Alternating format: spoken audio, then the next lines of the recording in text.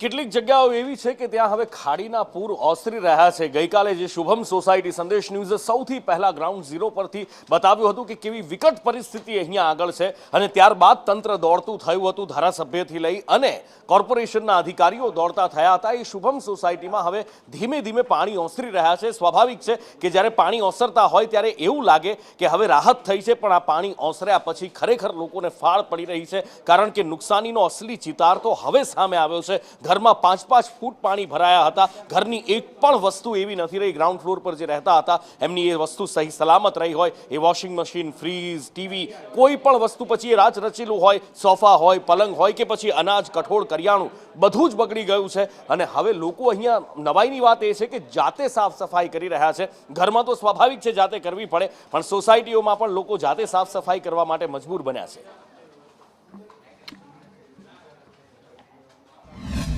સુરત શહેરમાં છેલ્લા 3 દિવસથી ખારીપુર આવ્યું હતું અને ખારીપુરનું પાણી છે તે હવે ઓસરી રહ્યું છે અને તારાજીના દ્રશ્યો તો સામે આવી રહ્યા છે। જોઈ શકાય છે કે આ શુભમ પાર્ક સોસાયટી છે, તેના અનેક મકાનો છે તે પાણીની અંદર ગરકાવ થઈ ગયા હતા। ગઈકાલે પણ આ જ વિસ્તારમાં આપણે દ્રશ્યો બતાવ્યા હતા કે કઈ રીતના લોકો હેરાન પરેશાન હતા। છેલ્લા 2 દિવસથી લોકો હેરાન પરેશાન હતા। પાણી નહીં આવી રહ્યું હતું, વીજળીનું કનેક્શન છે તે કાપી નાખવામાં આવ્યું હતું। આ જ બેન હતા, તેમની સાથે વાત કરી હતી કે બેન કેવી પરિસ્થિતિ, કેટલું નુકસાન તો નીચે વાળા બહુ ઓલું ડબલા ને બબલા વાસણ ને એવું બધું વહી ગયું છે વાડામાંથી નીચે ને આ દર વર્ષે તો આ પ્રોબ્લેમ માં રહે જ છે। અત્યારે પીવાના પાણી નથી, વાપરવાના પાણી, પાવર વિનાનું તો કઈ ન થાય કામ, પાવર વિના નાવા ધોવાનું બધું।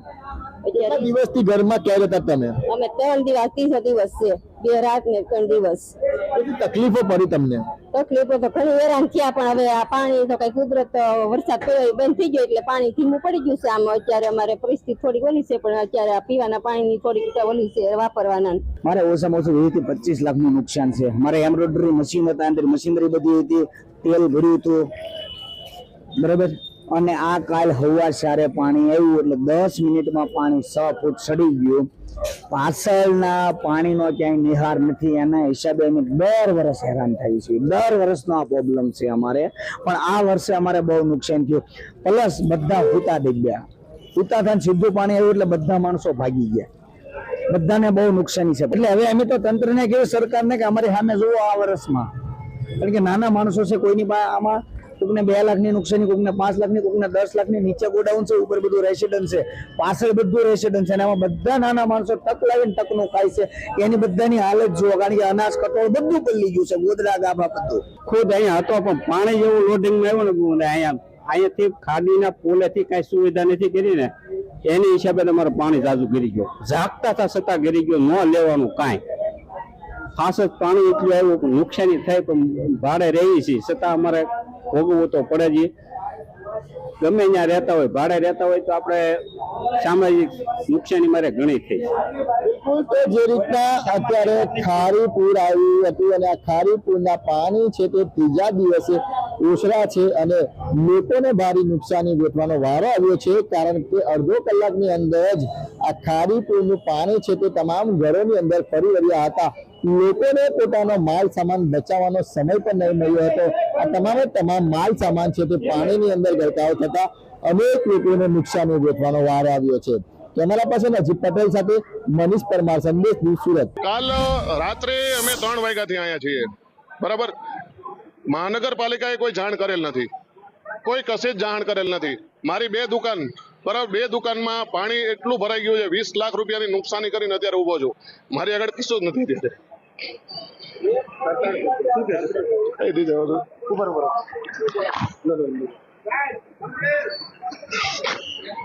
તંત્ર ખોટું છે, તંત્ર ખોટું છે, તંત્ર સાચું નથી। એક વાત કહેશો કે તંત્ર ક્યારે આવ્યું અહીંયા?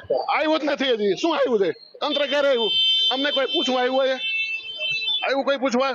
તમને શું તકલીફ છે એમ આ બધા ફોટા પાડીને જતા રહે છે, કોઈ કશું કરવાનું નથી। હા, જ્યારે વેરા બિલ અમે 1 દિવસ લેટ ભરીએ ત્યારે અમારી ઉપર ફાઇન લગાવે છે। હા, અત્યારે આનો જવાબદાર કોણ?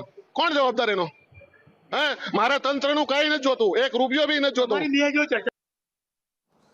અને આ આક્રોશ વ્યાજબી પણ છે, કારણ કે જ્યારે તંત્ર બિલ લેવાનું આવે એટલે કે જ્યારે વેરો લેવાનો આવે, ટેક્સ લેવાનો આવે, ત્યારે જો ન ભરવામાં આવે તો મકાનો સીલ કરી દેવામાં આવે છે. પણ એની સામે જ્યારે સુવિધા આપવાની આવે ત્યારે તંત્ર શું કરે છે? કશું જ નહીં. દર વર્ષે માત્ર દાવા કરે છે અને લોકોને આ જ રીતે બરબાદ થવાનો વારો આવે છે. અને આશા રાખીએ કે આ વખતે તંત્રનો મરી ફીટેલો આત્મા જાગે અને જે નુકસાની કરીને નાના માણસો બેઠા છે એમની વારે તંત્ર આવે.